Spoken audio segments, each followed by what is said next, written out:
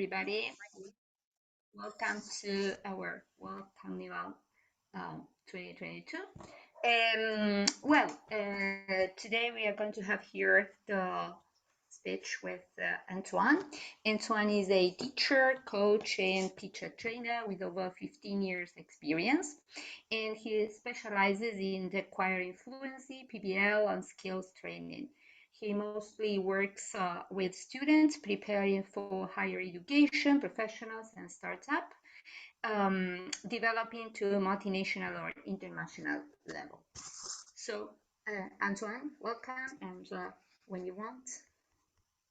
Hello. Thank you for the introduction. I'm really glad to be here. Just to echo what Tyson was writing in the chat, I'm far up north as well, just like Tyson. So for me, it's outside is just covered in snow. It's very cold. We're covered in snow, and I have to admit, when I got the acceptance that I was going to be taking part in this Brazilian conference, of course, it's international. We're all online. We're around the world. But the notion of Carnival of Brazil was one particularly it's a February treat for me because I am in wintertime, just like Tyson. I don't know about everybody else, but yes.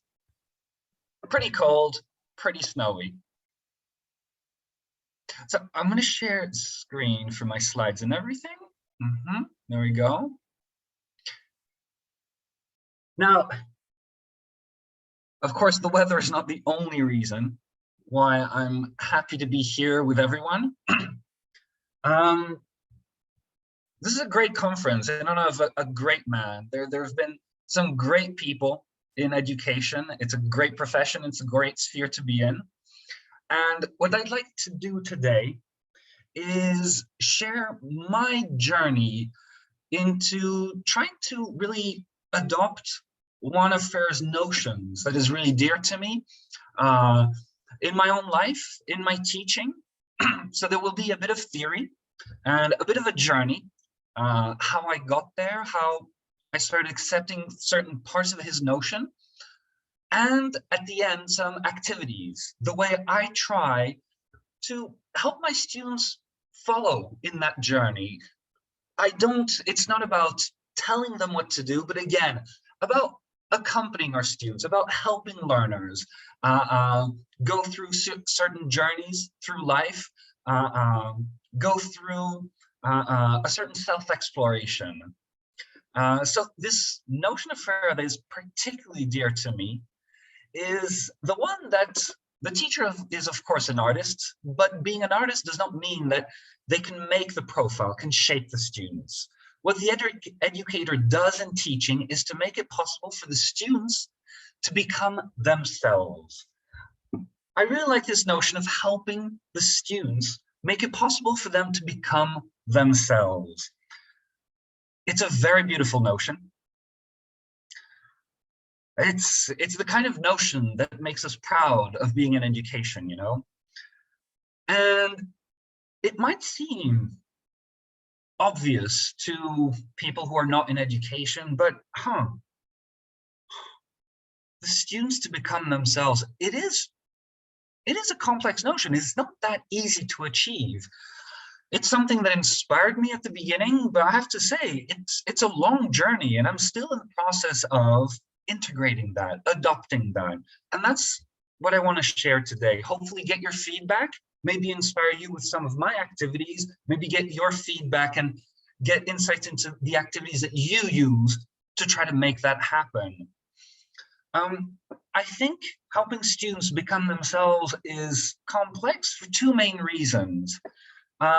Firstly, because, well, what does it mean to become ourselves? We are at a time where actually there's a lot of talk about identity, about defining ourselves.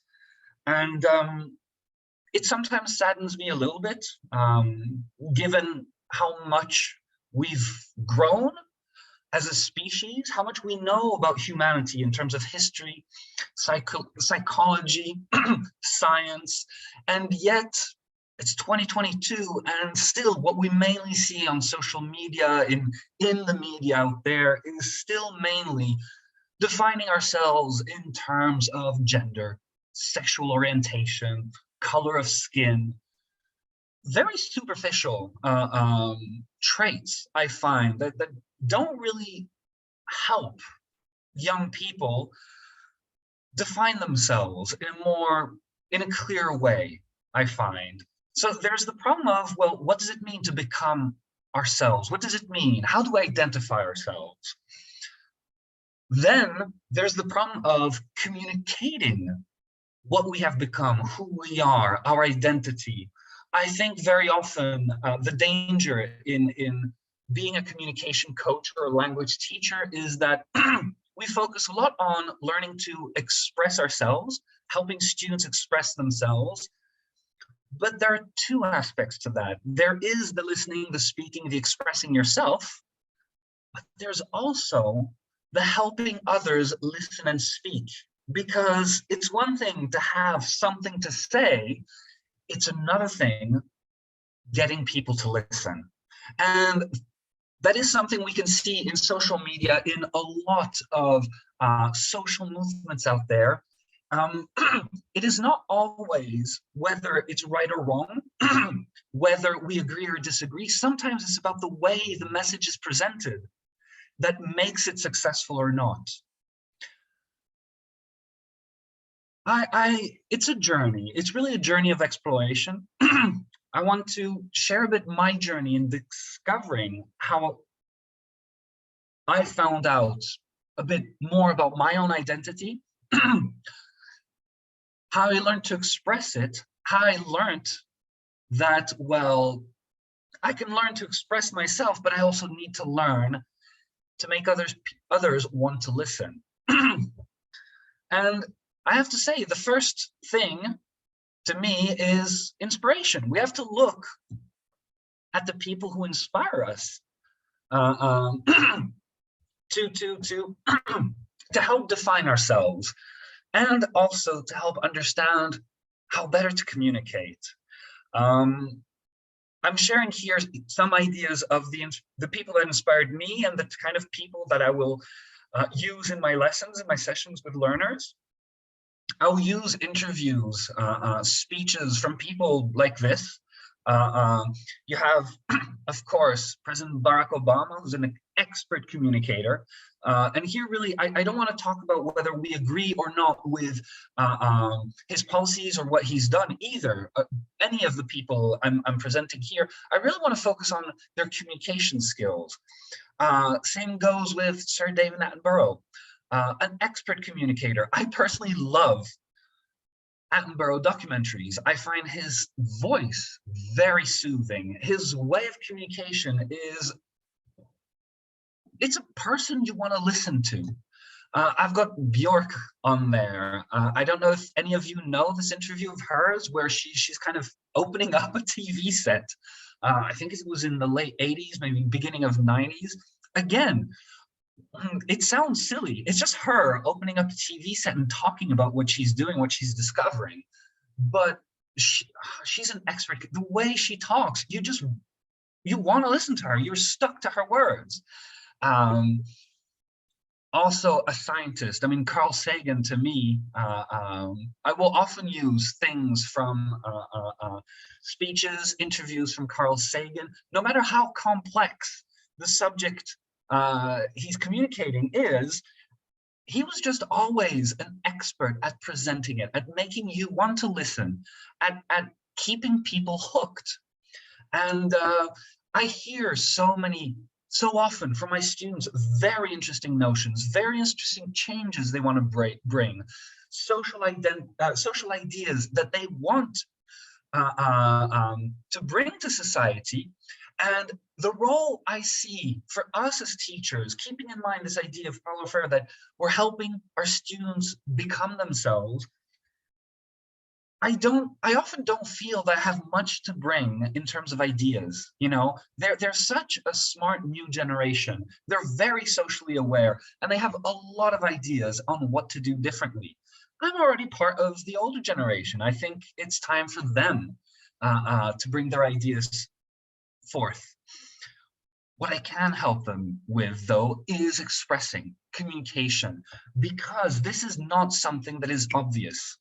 Of course, there's some people that have the talent for it, great for them, but it is also a skill that can be acquired. And what skill is to be acquired here? Well, in addition to those people, I have to say another person that I find very interesting, an expert communicator. Do you recognize him? Who is this? Oh, I see there are a lot of notions in the chat.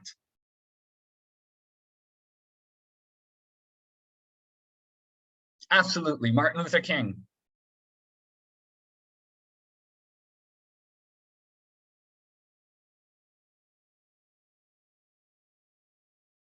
Sorry, I see the chat is very active. I love it. Thank you very much. It's difficult. I'll keep it, try to keep it open on the side here and keep. Yes, Martin Luther King, absolutely. So you recognize Martin Luther King, a great, great man. Now, I chose this photo purposely because we all know that this is an issue that is still true nowadays. And I chose this picture because I want to ask the simple question, does this man, should this man be angry? Does he have the right to be angry? I'm choosing this photo on purpose, of course. Does he have the right to be angry? Should he be angry?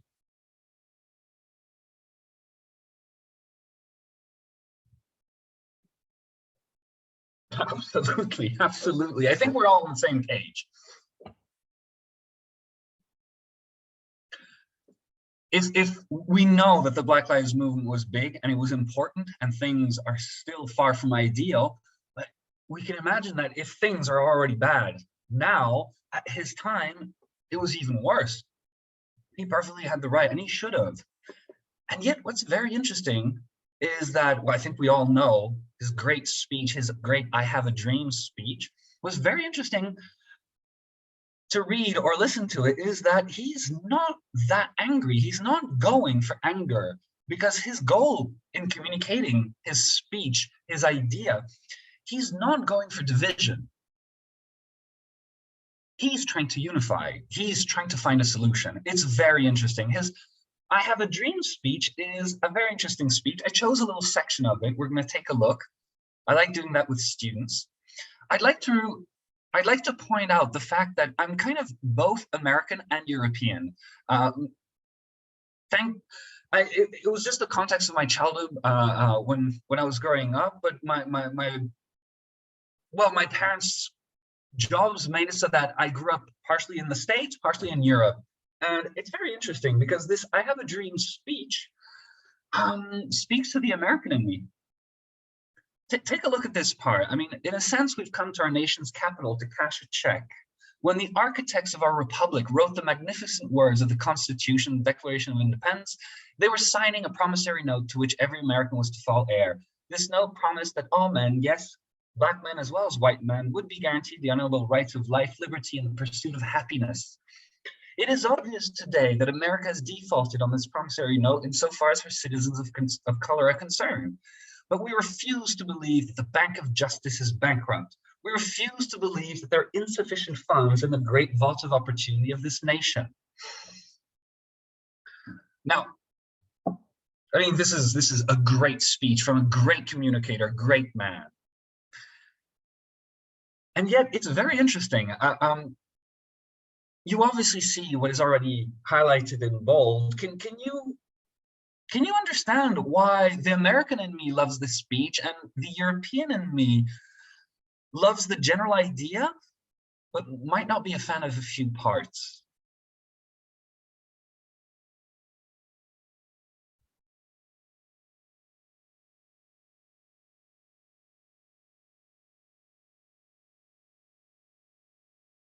I'm sure we all agree this is a great speech. We love the idea. How do you feel about this part of the speech? And think of the vocabulary, what is used, the imagery. What speaks to you, what doesn't speak to you?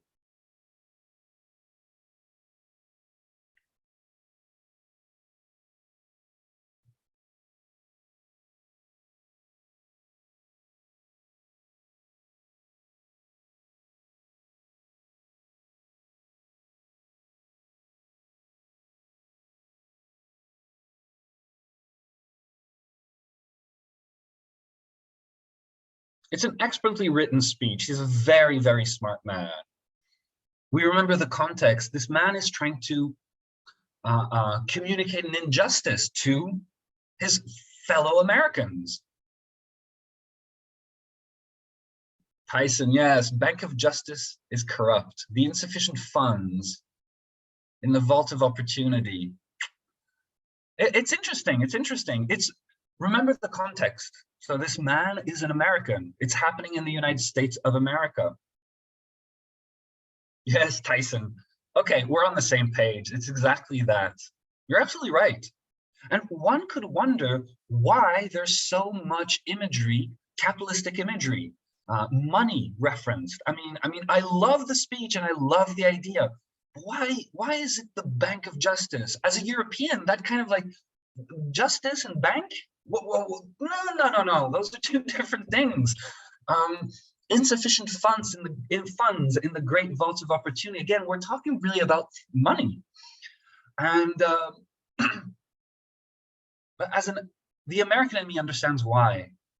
The easiest way to discredit anyone in America is to call them socialist or communist. I mean, that's something in Europe, it's completely different. We have a very different relationship to socialism and communism. It is not an insult. But in America, well, one of the easiest attacks you could have brought to Martin Luther King was call him a socialist, call him a communist, and boom, you break his message, you break his momentum.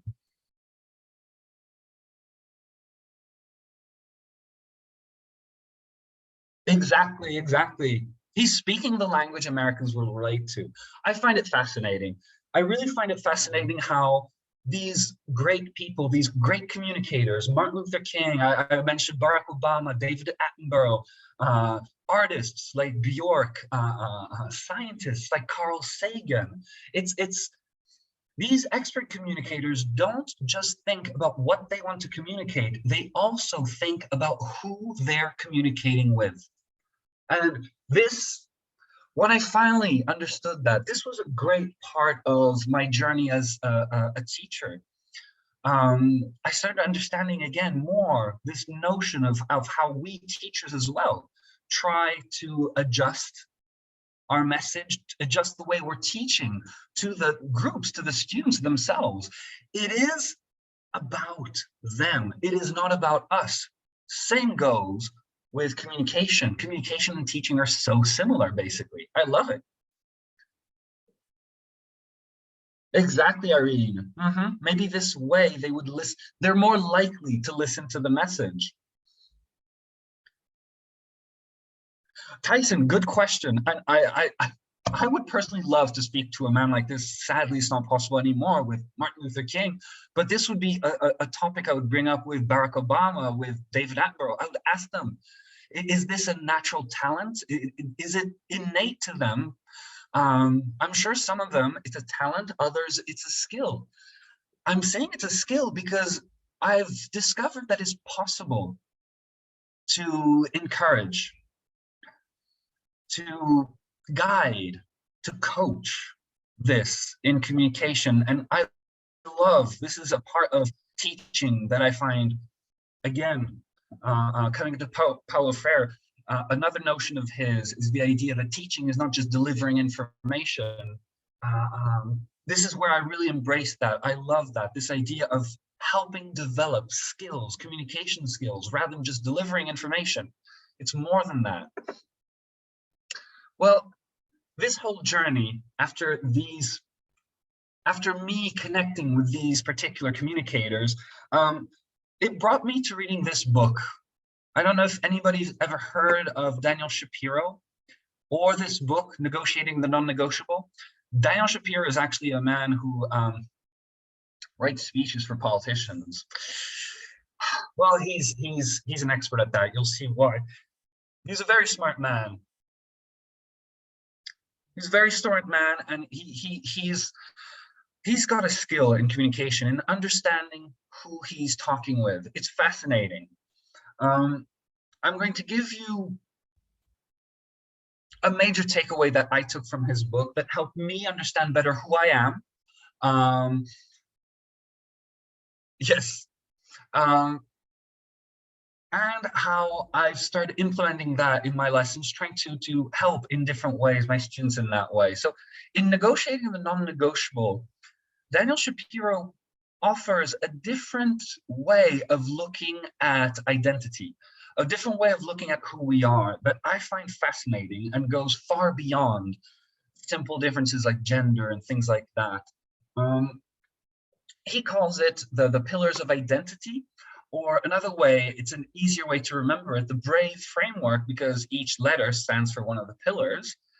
I truly find it fascinating. It's helped me a lot understand who I am better, and it's helped me in my teaching. So let's go into it. Without further ado, here are the 5 pillars, the BRAVE framework. B is going to be pretty obvious. B are our beliefs. We see it a lot nowadays on social media and social networks. People tend to cluster up online in groups of similar beliefs, whether they be spiritual, political, things like that. We like to cluster ourselves in those groups of people who share the same beliefs as we do. It is part of our identity. An easy way, yes, in real life as well, an easy way I find to understand these is to think about when we have a logical reaction and when we have an emotional reaction. By emotional reaction, I mean that if somebody says something wrong about one of my spiritual or political beliefs, my first reflex is an emotional one. I answer like that. And it takes a certain discipline to understand when to try to tone that down, when it's necessary to think more logically. Is my emotional reaction, it's not that it's not valid, but is it useful? Is it going to help? Now, sometimes it feels good. You know, sometimes it feels good, and we let our emotional reaction out. It feels good. You don't share the same political beliefs as I do, and boom. But it doesn't really help reconciliate. It doesn't really help when we want to have a real discussion, a debate, and try to convince others. So that's when we want to try to tone down our emotional reactions and stick to logical ones. The first layer is beliefs, our political beliefs, our spiritual beliefs. That's for B. R stands for rituals. Rituals are very interesting. Habits, routines, even diets. It's very interesting when you think about it. Our routines are also part of our identity. If you're following, for example, a diet right now to lose weight, for example, there's very little anyone can say about that diet while you're on it to convince you to stop it, because in order to follow a diet successfully, you have to believe it. You have to make it part of who you are. Ooh, Rose, thank you. I'll come back. Ooh, can you please remember that and share that video at the end as well? Because I don't want to forget that video. Very interesting. I want to watch that for sure. I'll give you examples of these pillars. In my case, it'll be very interesting. A stands for affiliations. Affiliations, very interesting as well. Celebrities, fashion, entertainment, things we follow. I don't know if you've ever been in that situation, but you know, I find when students are talking music, you know, it comes up sometimes in textbooks, things like that. And you have a hip hop fan and rock fan, try to get them to discuss music. There's no discussion. It's mainly just like, hip hop is better. No, hip hop is terrible. Rock rules. There's very little discussion. It's mainly emotional reactions. It's because we identify to the fashions, the celebrities that we follow, especially when we do it publicly, when people know, when we identify ourselves to those. You'll see, of course, affiliations of mine. You've already seen some in those slides where I'm sharing some inspiration of mine. Believe you me, if you attack, I mean, if you criticize those people that I mentioned earlier on, Carl Sagan, Bjork, things like that, my first gut reaction is an emotional one. So, okay, but no. Okay, maybe your opinion is valid. Let's talk about it. It's an affiliation that I have. V stands for values, very important. It's very important to remember that even if we have B, beliefs, spiritual beliefs, it doesn't mean the different spiritual beliefs do not share values. And we see that a lot. There are a lot of people from different spiritual beliefs that do more than get along, that have great relationships. Probably why? Probably because they share the same values. And that comes from our morals, our upbringing, manners, different levels of formality, familiarity that we have in our families as we're growing up. E, I find fascinating. E is the one that I don't think I could have come up with myself. That was really, thank you, Daniel Shapiro. E stands for emotionally significant experiences. It's very interesting. There are experiences that shape us. A lot of them are emotional firsts, like a first love story, a first trip abroad, things like that, a major thrill, and they shape us, they become who we are, and we have emotional reactions when these occur.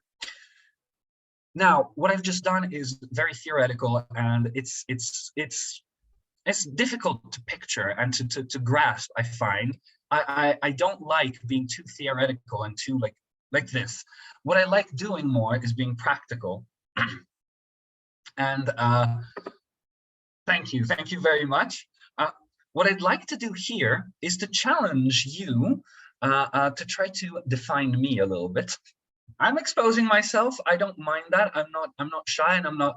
I like doing this with students as well. I find identity is a very sensitive topic, and I will gladly put myself out there to kind of show students that you can. Come on, it's worth it. Put yourself out there. You'll learn a lot about yourself. You are exposing yourself to attacks, but it doesn't matter. Okay, you can build yourself a strength there. So what I did, and I invite you to do the same with students. It's fun sometimes. I picked 5 pictures that to me represent one of my pillars. We're very complex beings. I'm not going to define everything about myself, of course, here. But it's just, I tried to pick 5 pictures that kind of define one of my pillars here. I'd like you to try to guess which ones they are. So you'll see, it depends. We all read things differently. It's very interesting. So 5 pictures are going to appear, and each one represents one of my pillars. I'd like you to try to guess which pillar I'm trying to illustrate with one of those pictures, all right? The first one I think is going to be pretty easy. If you don't recognize them, I'll be very offended. Oh, Tyson, I will share all of the slides, everything, all right? No worries. Which pillar do you think I'm trying to represent here?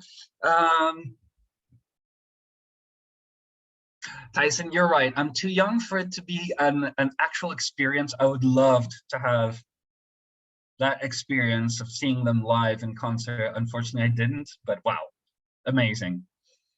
You're absolutely right, Denny. It's an affiliation. I was raised to the Beatles, and yes, it's an affiliation to me. If you criticize the Beatles, I mean, I can get into a music discussion about their music and everything, but the gut reaction, the first one is, what have you got against the Beatles? Calm down. All right, yes, absolutely. The first one is an affiliation of mine. Now, next picture, we have a bus, a ticket.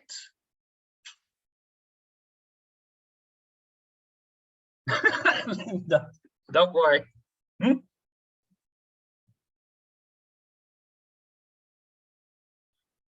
I'm Linda. I've got thick skin, I would say, on that. It's good. I find it. The more you put yourself out there, and that's what I try as well to help my students. There's no reason to be offended. Absolutely, Tyson, Irene, you're absolutely right. It's a ritual. I have actually never owned a car. Now, I'm not judging people who do. It's absolutely not. It's partially. I do have very strong ecological beliefs, but it's beyond that. It's a ritual to me also because I've mostly lived in very large cities, so there's very developed public transport, and I've never really needed one. You know, I've told you I did grow up in the States. When I was in the States, of course, my family had a car. The States are very different than Europe in that respect. In Europe, I just love public transport. I've never owned a car because I've never really felt the need for it either. And it's part of a ritual of mine. I love taking the public transport. I like being with others, observing. Doesn't mean I want to like chit chat with everybody. I'm sometimes grumpy. I'm only human. Sometimes grumpy and I don't want to chat, but I love that ritual. Nice, Tyson, nice. So yes, we have an affiliation of mine, a ritual of mine. Let's keep going. What is that? What pillar do you think this third picture might represent? Oh, absolutely. I'm glad you do. Ooh, Jenny, values or emotionally significant. You see, it might be a value to you. It might be an experience to me. I just love that's one of the enriching parts of being alive and human, and in society especially. To me, it's an emotionally significant experience. I'm the elder brother in my family. My dad worked a lot. At one point, my mom did too. And so I spent a lot of time helping my brothers out with their homework, with their well, with their studies and everything. And it's obviously an emotionally significant experience for me because I got into teaching, into education. I think there's no surprise there. So we have an affiliation of mine, we have a ritual of mine, we have an emotionally significant experience of mine. We're left with the two most obvious, I find, when thinking of identity. Any guess what value I'm trying to represent here with this picture that I found on the internet?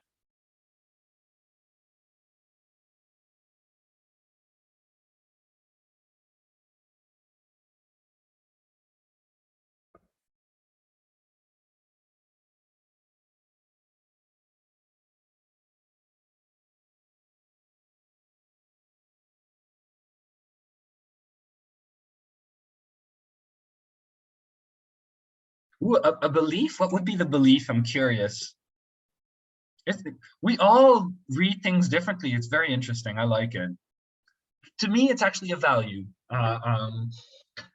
It's weird. It's weird. I know, and it might not be a value to others. I perfectly respect that. But yes, that would be from my mom's side of the family. Oh my, she really ingrained in me the notion, the value of queuing and respecting queues. And you should see me in a queue. It's hilarious. I'm just in the line. I'm silent. There are other people that are much more free going about queues that come in, go out, talk. Do you mind if I'm really in a hurry. Do you mind if I cut? Could you let me? I'm fine with letting others pass, but I would never, myself, I would never dare ask someone to let me pass, no matter how much in a hurry I am. It's really a value ingrained in me by my mom. It's very funny. Agreed, Tyson. It's beliefs and values really overlap a lot. It's agreed. I mean, this is the last picture of mine to illustrate a strong belief of mine. I kind of, I don't know if it should really be a belief to me. I mean, we're in 2022. I've worked a lot with engineers. I studied engineering myself, renewable energies, in particular the production of sustainable sources of energy and things like that. So to me, it's even more than belief. But I was thinking in terms of, when I was thinking of my beliefs, I thought, okay, what about my political beliefs? And so I put that because it is a political belief of mine that all countries should pay very close attention to this. It's very important. I like this little game, and this is something that I in small groups, because it leads to very large discussions. I'd love to do this with all of you right now, invite you to do the same thing. Find 5 pictures on the internet that represent your pillars. It does take a little bit of time, but these are fascinating discussions. It really helps grow as a person, understanding who we are. What's fascinating as well is that it never stops. I'll continue doing this when I'm 60, 70, 80, because I'll be richer and there'll be more pillars of my identity by then. Ooh, good idea, Rose. Good idea, Rose. I'm suggesting pictures mainly because lately I've been working a lot online, but yes, with objects, that's a great idea. Love it, Rose. These are really interesting sessions with students. It's all done in English without focusing on any grammar, vocabulary, things like that. It's really just, it's a lovely way as well, a lovely idea for speaking clubs. You know, you don't always have to do a speaking club on a specific topic. It can be like a show and tell. Really nice. Great idea, Rose.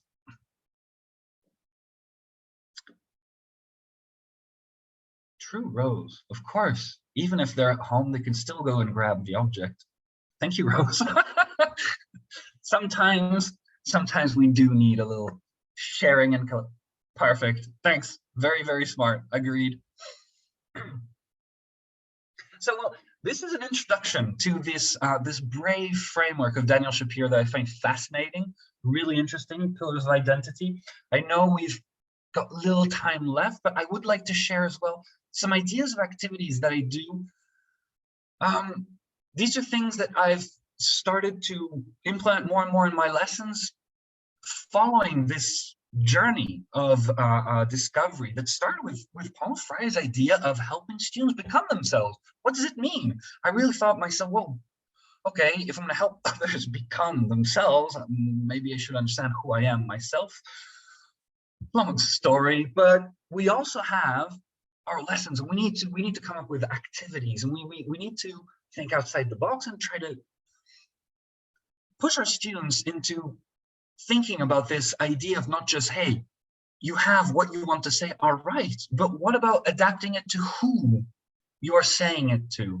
And there are different kinds of activities that I'd like to share that I regularly use. One is called context. My students always laugh when they hear me say that. Now it's kind of like a habit, and they're like, oh, we're gonna have fun. Context is loads of fun. I give them different collections of phrases. Often I'm giving them ultra formal ones and very informal ones. You see the ultra formal ones are on the left, really unnatural in most contexts I can think of. I would practically never speak like that. The more informal ones on the right column, it depends. But anyways, what's fun to do with these is first, so students take these are cards, and for each card, the students together discuss first, what context? In which context could you say that? My bad for being late. Are you going to say that to the Queen of England? Probably not. You're going to say it differently. To your boss, to on a date, something like that, to a long-term partner, or to someone you've just met. It's fun. So the students the first step, they think of context. Yes, well, that's why they need to learn. I mean, my bad for something is a great expression. It's very fluent, but you got to know when it's all right, when it's a bit weird. So first they discuss the context, and the second part is also loads of fun. They then try to come up with the same notion in neutral formality, more formal, ultra formal, and also I really like thinking of formality, but never forget that there's also familiarity that's very interesting. I mean, We don't speak with our parents, our siblings, our best friends, our colleagues in exactly the same way. And it's a lot of fun for students to do. So just from these cards, they first discuss context, and then they try to say the same thing, but to very different kinds of people. I'm sure we all do that. We all love working on pronunciation and intonation. Just in case you've never done that, I really highly recommend it. Again, because it's about focusing on not what you have to say, but on who you're saying it to and how do you get them to listen. Intonation is everything. Intonation makes you more interesting to listen to. You're putting more emotion in your speech. So I give them different phrases on cards again, and they have, these are, like fun activities to start a session, things like that, to warm up. They have loads of fun with these. Good idea. You can say, oh, good idea. You can really believe in it. You can say, yeah, good idea. There are plenty of different ways of saying these. Now, I love giving them useful phrases that'll come up. I work a lot with professionals, so I often have these phrases like good idea, I got your message, things like that, small talk, kind of phrases, things like that. Also, I also like bringing a bit of humor in the lesson sometimes, so you can bring in phrases that everybody knows because, they're staple from movies, things like that. I'm going to make him an offer he can't refuse. From Godfather, you're the boy who lived. I got to put the who there. You're the boy who lived. That's from Harry Potter. I love Forrest Gump. Life is like a box of chocolates. You never know what you're going to get. And they have fun just saying it as if they're bored, as if they're enthusiastic. They're cautious. Life is like a box of chocolates. You never know what you're going to get. But it's a lot of fun. It's great for them. I'm going to speed up because I know we're pressed with time. Now, I'd like to finish on this one. This is an activity that I love. Coming back, I think it brings us in a loop back to the first idea of being here for Paulo Freire. I find that the young generation are very socially aware. I love them for that. I really like how engaged they are, how much they want to change things.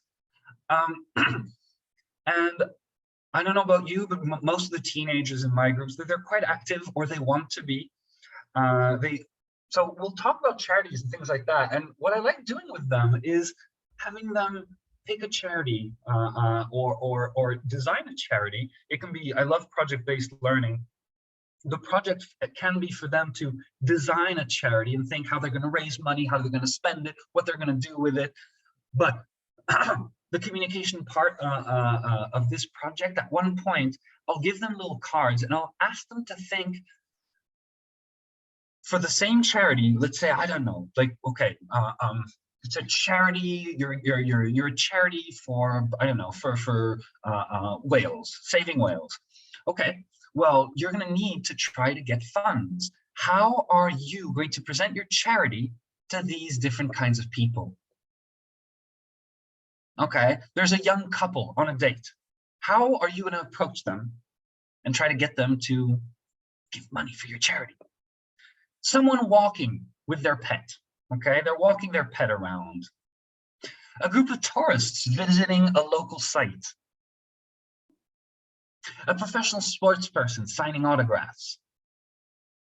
A couple expecting a child.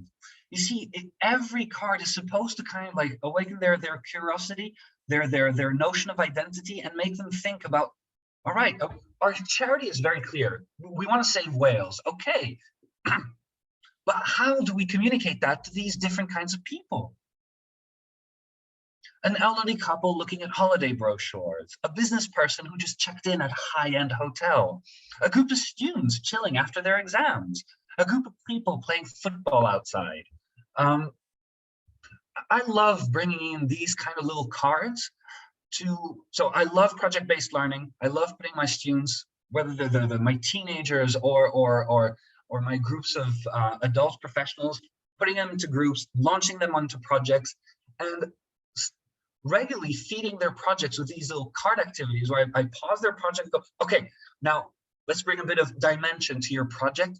Think about your charity. How are you going to present your charity to these different people? It really gets their juices flowing. It's great. It's very inspiring to me, honestly. It's really enriched my lessons, not just for my students, but for me. I learn something new every day with these kind of activities. I know it is already 1:45, so I'm happy to get feedback, answer questions, talk about this. If anybody does want to talk about this. There was a lot of talking. Are there questions in the chat? Yeah, Tyson, again, this is again about thinking about who you're talking with. It's not my first time speaking at a conference, and I always think when I'm at a conference as a teacher, I like theory. I always like food for thought, but I want to experiment. I want to get some practical activities as well. Yes, absolutely. I can share my slides. So wait. I'm going to put it in the chat then, if you want. All right.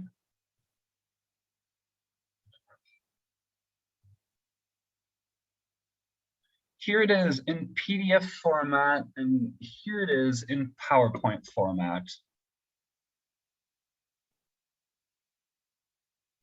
Do you see it in the chat? Do you have it?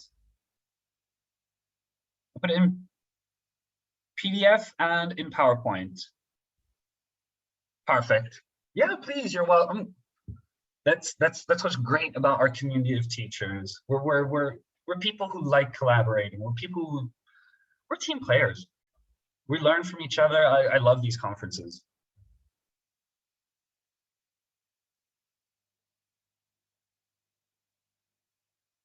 Irene, I think you were speaking, but Anybody?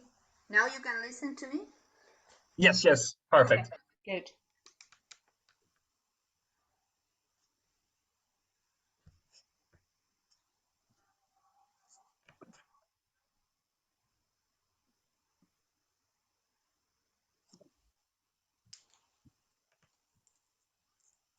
You're welcome. I don't see, are there, Irene, did you notice any questions in the chat that I missed? No. I tried paying attention and answering everything. No, just sharing. Great.